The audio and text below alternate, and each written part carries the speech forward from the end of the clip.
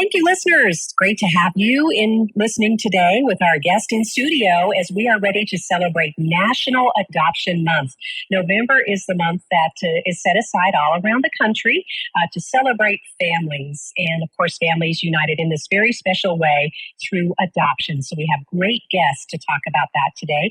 I am joined in studio by our Elko District Court Judge in Department 3, Judge Mason Simons, CASA Co-Director Michelle Black, Terry Lockie, who is with she's a social worker with the adoption agency Premier. And I also have with the Division of Child and Family Services, Suzette Ramirez, who is a licensed master social worker. So quite a crowd that you have assembled here today for us, Judge Simons. Thank you. Well, they were kind of voluntold. They probably didn't really want to come, but they're here anyway. Well, it's fantastic because the reason that you say it that way is they're used to doing all the hard work behind the scenes and not really, talking a lot about all this effort. Oh, they do a tremendous amount of work. This is the team of people who is so involved in all of our dependency cases in our community. Those are the cases in which children have been removed from their home because of allegations of abuse or neglect. So these are the people that you'll see if you were involved in those hearings and you were to show up in the courtroom. These are the folks who are doing a tremendous amount of work behind the scenes on those cases to bring positive outcomes. So, Judge, before we get into all the celebration, the special event, the way people can participate, let's talk a little bit about what you just described, families that are torn apart. And in talking with judges previously, having these conversations, there's usually a common underlying issue. And I'm just curious to know if that's still happening in our community. Well, I would say probably the common denominator in most of these situations is problems related with drug abuse. And so those tend to cause dysfunction in the home and neglect and abuse issues that take place. And so, when that sort of thing goes on, the folks at the Division of Child and Family Services step in and try to assist these families. And hopefully, they can assist the families without having to do a removal in all cases, but that isn't always the case. And so sometimes it does result in a child being removed from the home and placed in foster care. And if the family doesn't step up and address the issues that cause the removal to take place, then sometimes it may result in a termination of their rights and adoption that takes place later in the process. Yeah, there are many stories that obviously we hear in our community, and I know that we'll hear some more of those stories today. Hopefully we can really focus on the really great outcomes. Reunification is the goal, obviously, of DCFS. We've talked with officials before. That is the goal, is to get families together, to make them stronger going forward. But today we're here to celebrate families that are made whole again through renewal or a new opportunity, right, Judge? Yeah, November is National Adoption Month. We celebrate National Adoption Day on Tuesday, November 26th. It's the Tuesday right before Thanksgiving.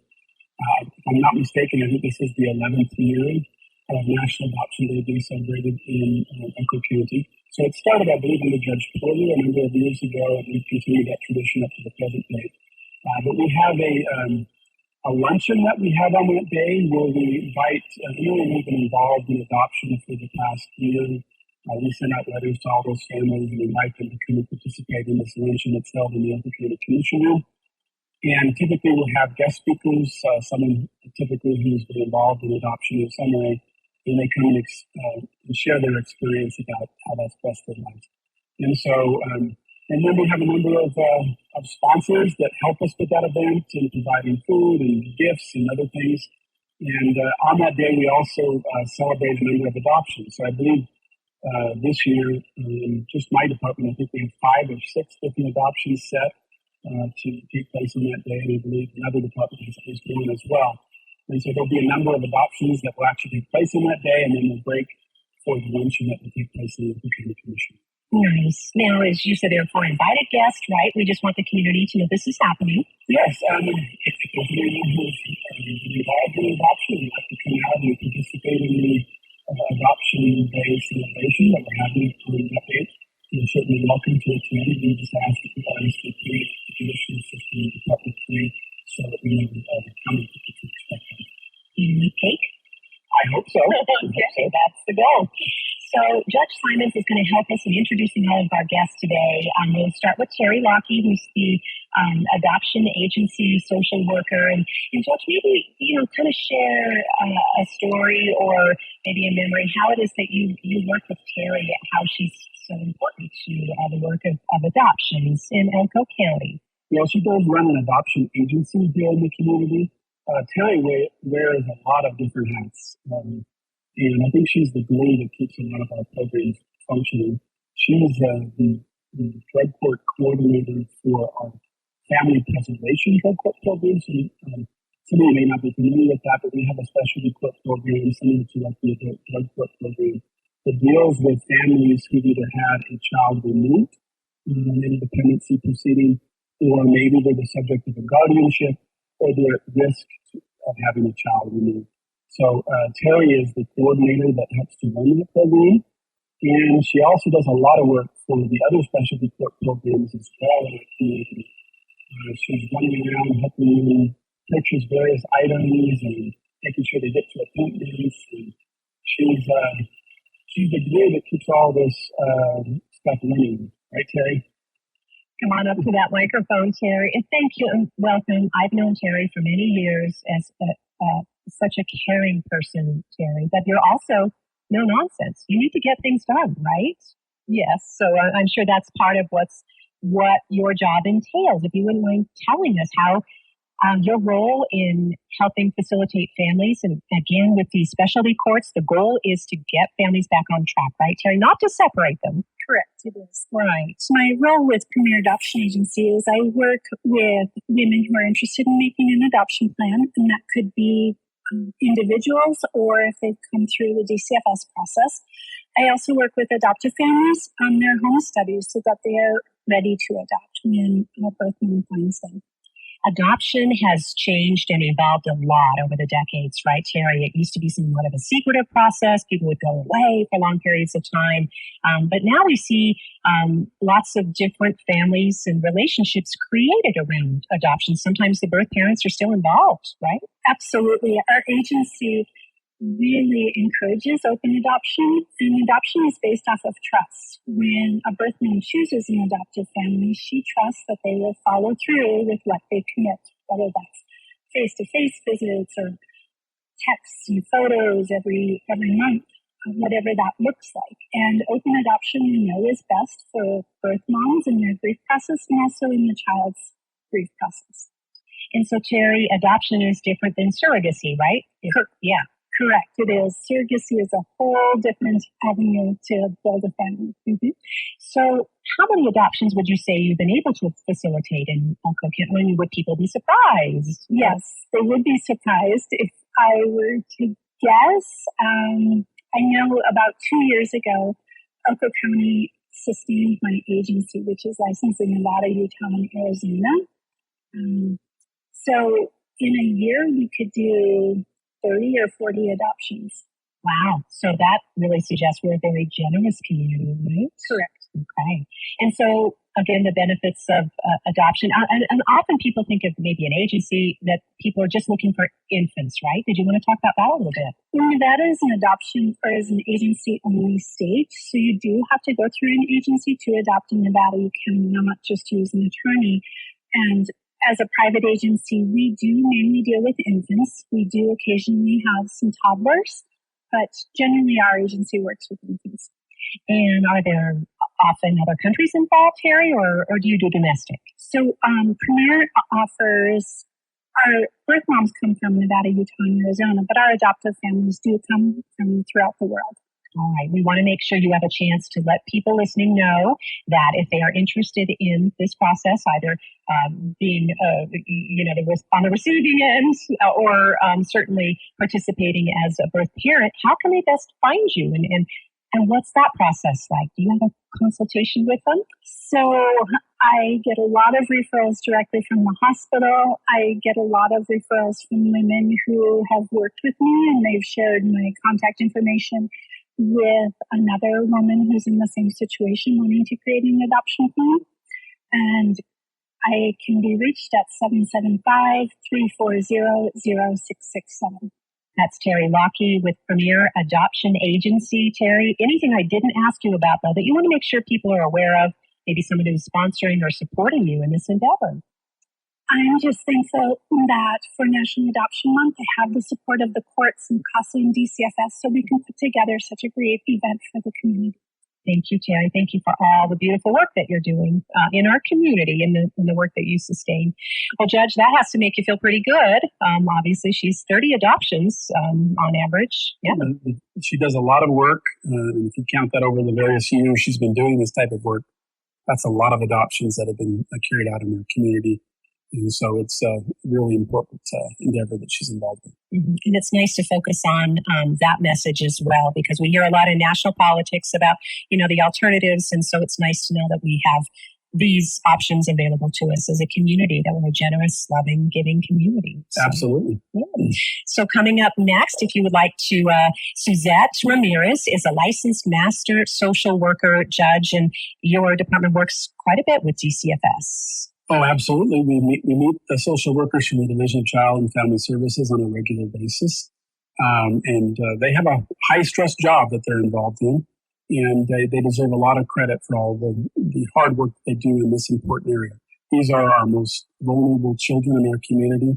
And we need people who are dedicated to their welfare and their safety, who are willing to give of their time and energies in this important capacity.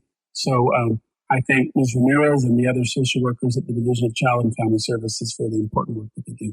Suzette, welcome, and thank you for being here today. Thank you for having us. Absolutely. I'll have you scoot really close to that microphone. There you go. So, Suzette, if you wouldn't mind telling us how DCFS is helping families and how you're involved in the adoption process. Yeah, so I'm in the adoption unit in the Elko office.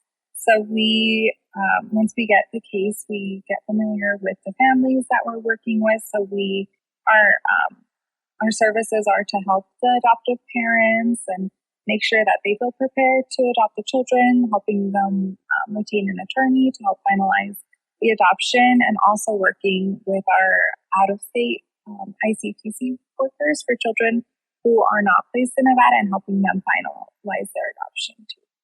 There might be parents or grandparents listening.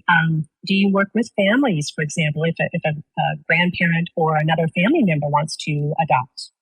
Yes, we do work a lot with relatives. We try to place our children with fictive kin, but if that's not possible, then sometimes their foster parents end up being the adoptive parent for that child. And does DCFS work with cultural differences? Do you try to find maybe a family that has similar cultural difference or cultures in mind? Yes, we do work a lot with our tribal family members. We also work with our Latin family members. We do pay attention to the child's ethnicity and if that's possible to place people who are familiar with the culture, or can we work with them on being familiar with that culture? We have heard a lot. We've been hearing for several months about the incidence of foster parenting, right? I think it's still shocking to hear that there could be as many as 400 children in need of foster care in Elko or in rural counties at any given time. Yeah, we definitely are always looking for foster parents to be willing to be placement for children in our care. That's definitely important.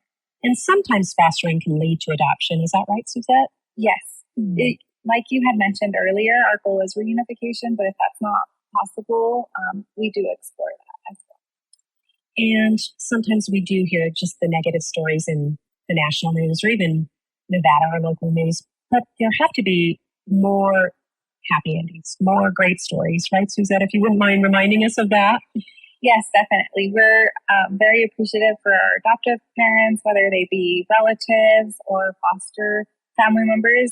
A lot of them do a really great job making sure their children have the services that they need in place.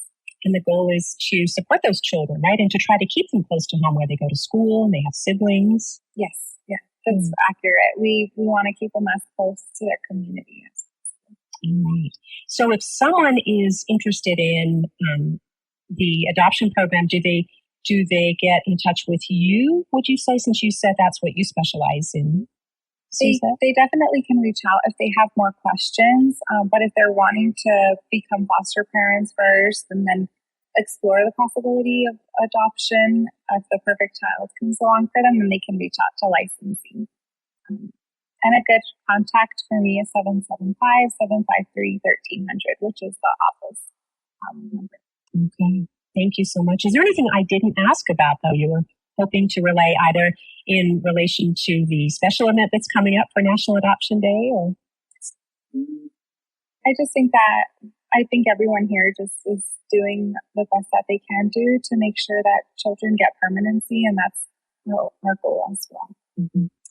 Well, there might be conversations in the coming weeks and months, and we don't want to accelerate any unfounded, unrealized fears, Suzette, but certainly there is a possibility that families might get separated in the future, right? Can they reach out to DCFS to talk about, keeping families intact in the community?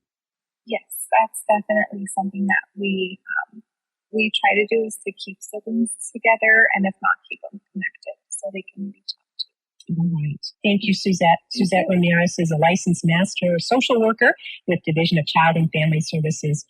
So, Judge, back to you. Well, I was just going to say, we always need additional foster families. I think at present, if I'm not mistaken, we may only have around 3 active foster families in the Elko area.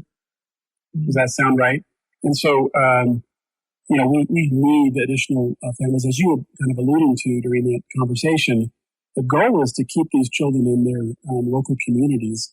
And when we don't have enough foster families, what ends up happening is we have to place these children in neighboring counties. It might be as far away as Reno or Las Vegas. And so, we really, if you have place in your heart to be a foster parent, we would certainly ask that you reach out to the division and find out when the next licensing class is, and see if you'd be willing to be a foster parent and be that special connection that these children need or have in the community. Well, thank you, Judge. Certainly, Shelby Riley specializes in the rural foster parenting program. We've had lots of conversations with her. Anything that we can do to help facilitate those rural foster parents would be a great service. And they do a lot of the training online, so that's also nice because that can happen online, and you can just be interested or curious about it to take some introductory classes or courses.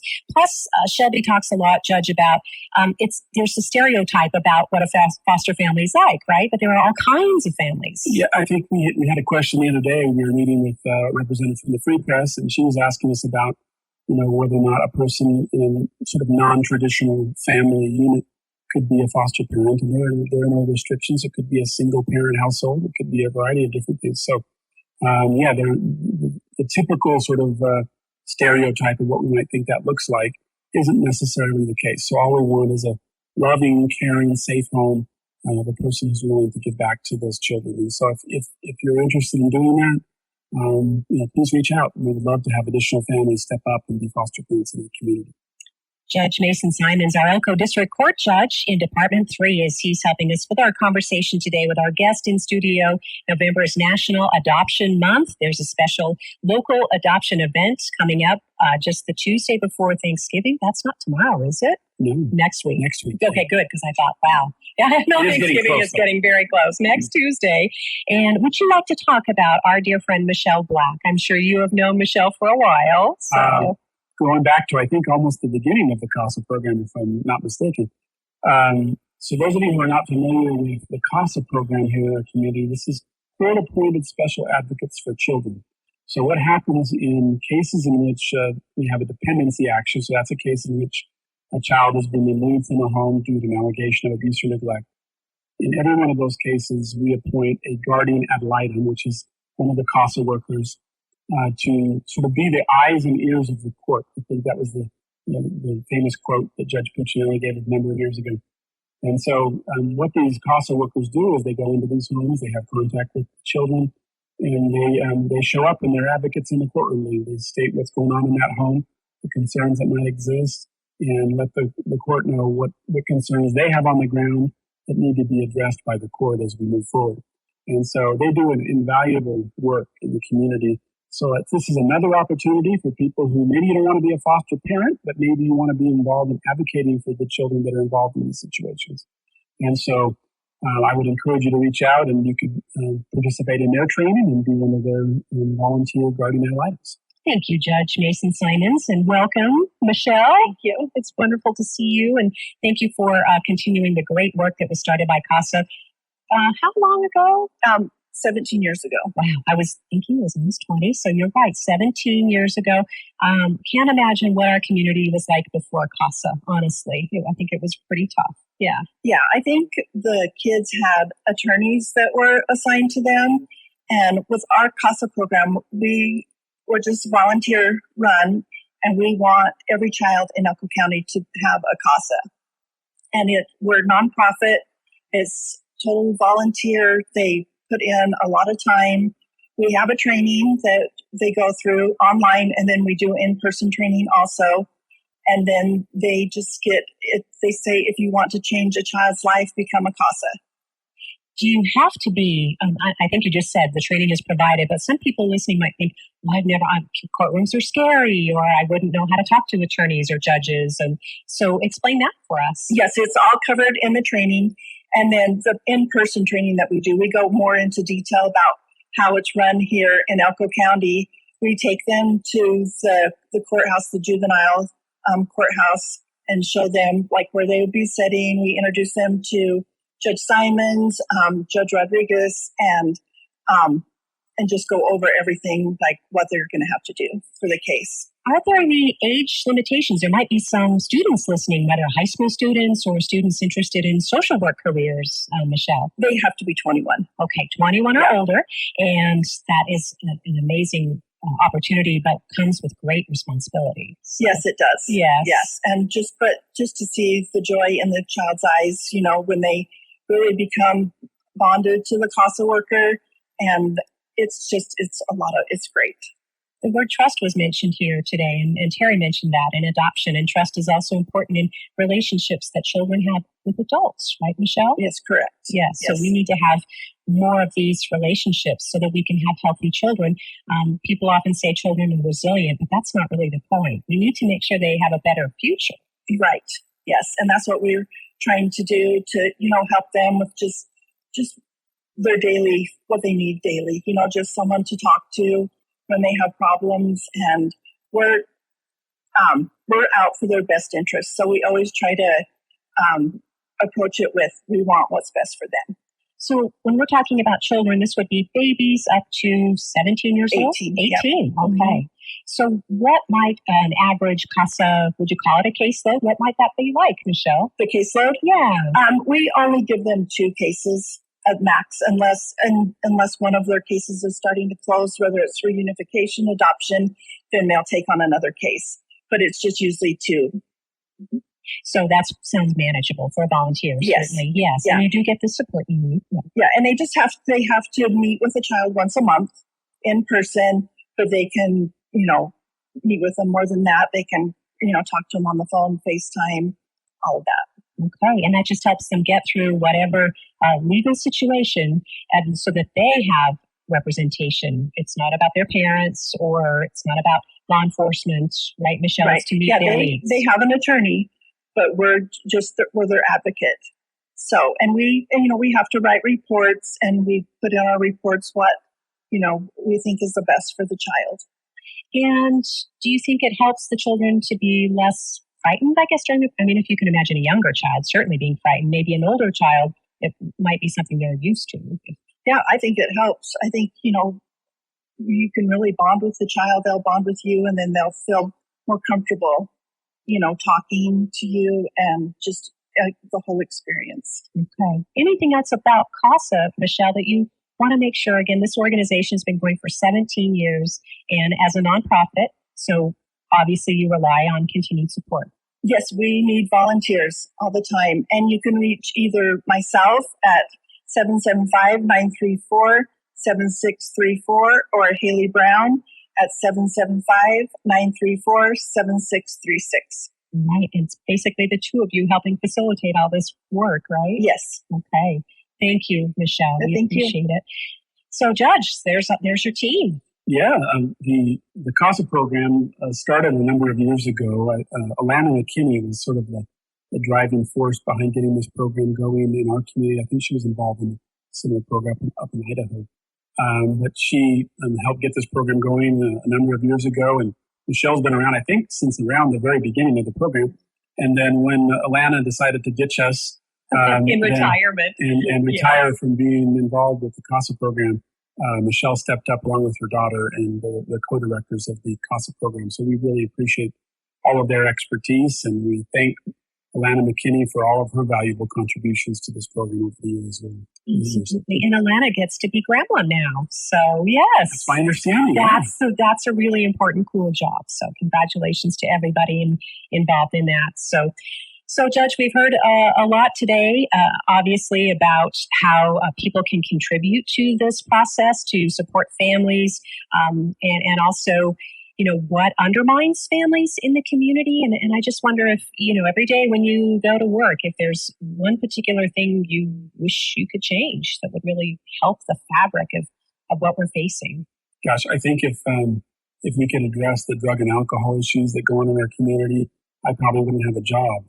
I think probably 80 or 90% of the cases I deal with, even in the criminal context, have that at its core. Maybe it's not a drug offense in and of itself, but there's some drug-related motivation in the case. And so if we could deal with those issues in the community, I think that would solve a lot of our problems. Right. Those are addiction issues, certainly. And so with the addition of more professionals to help us to combat those problems, as well as, with the availability of controlled substances too, I'm sure that would play a part. We've seen the rise of fentanyl. That's the latest drug of choice in our community at the moment. And we've seen all kinds of terrible consequences related to that. I've had a number of folks pass away that were pending cases in my courtroom. And so, it's a real sad phenomenon. And sometimes, Judge, those unintended deaths, people using what they thought were recreational drugs, they leave behind families and children. Oh, absolutely. Every person that is lost in that way leaves all kinds of grieving family members behind. And that takes years, and they may never recover from the emotional loss of that sort of a situation. And so, as much as we can address those drug-related concerns in our community, we're improving the outcomes for all of our families. So if we can step up as individuals, as civic groups, business leaders, churches, certainly there's a role for everyone to play. Absolutely. There's a role for all of those people in our community to give back and to provide support to these folks who need our assistance. I did want to put in a plug, and maybe Terry's familiar with too. I know that speaking of churches, the St. Joseph's Catholic Church does have the Gabriel Project, and we've done stories on that. That's also another entry into adoption, right, or options. Yeah, there's a number of organizations, I think, in the community that provide support in that realm. Maybe Terry wants to speak to that a little bit.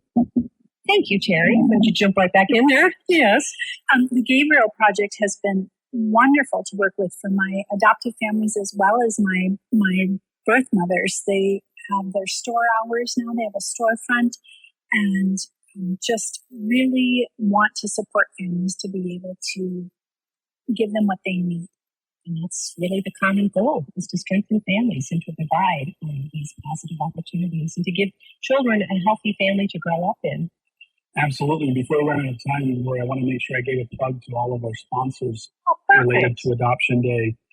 These sorts of programs are not possible without the generous support of members of our community who give of their time and their money and various things to help support these programs. So I just wanted to briefly give a plug to those people who have donated to National Adoption Day to make it successful.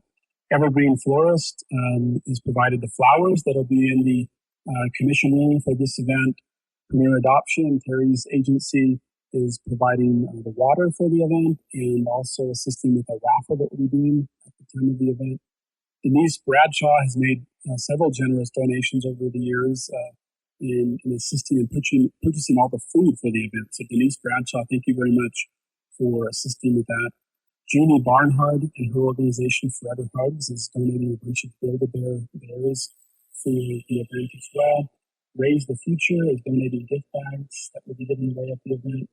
Kathy Jones has made, as a Elko County Public Guardian, has made a donation to our event as well. The Elko County District Attorney's Office has donated backpacks. Cripps Photography is doing pictures of all the people who are involved in doing adoptions on National Adoption Day. And CASA is donating a bunch of baskets as well. So many thanks to all of our sponsors who make this event possible. Thank you, Judge. And I would be remiss if I didn't mention, I just got the email this morning that the Great Basin Child Advocacy Center is celebrating their first anniversary, believe it or not, this Thursday. That's my understanding. Yeah, I think they're having a big shindig. That's to right. celebrate that event. So you can swing on by at 5 o'clock. They're across from the city swimming pool and celebrate yet another important partner in protecting children and preserving families and creating a healthy environment in our community. Thank you so much, Judge. It was a pleasure to be here. Thank you for the invitation. And thank you to our guest today, to Suzette Ramirez, licensed master social worker with DCFS, to Michelle Black, co-director of CASA, court-appointed special advocates, and to Terry Lockie, who is a social worker with Premier Adoption Agency, our very special guest here on Elko Live today. Thank you, listeners, for joining us for today's program.